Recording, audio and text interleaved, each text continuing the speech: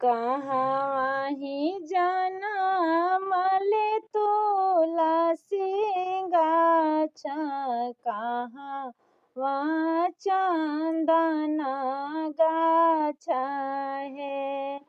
कहवा ही जन्म लेलक श्री रामचंद्र, मानिक जटा भुइया लोटे हैं। कहवा ही जन्म लेलन श्री राम चंद्र, मानिक जटा भुइया लोटू है। अंगने में जन्म लेला तुलसी गाछ, दुआरे चंदन गाछ है। माँ कौशल्या कोखी जन्म लेलन श्री रामचंद्र, मानिक जटा भुइया लोटे हैं।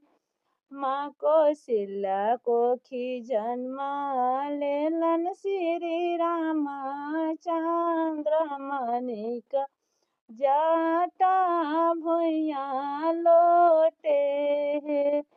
कथी लागी जन्म लेला तुलसी गाछ, कथी ला चंदन गाछ है।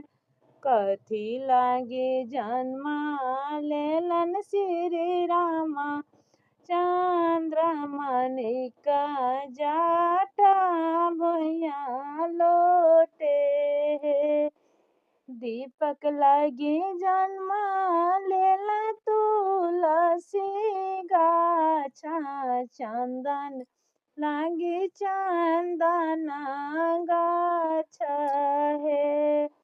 वंश लागी जन्म लेलन श्री रामचंद्र, मानिक जटा भुइया लोटे हैं। वंश लागी जन्म लेलन श्री राम चंद्र, मानिक जटा भुइया लोटे।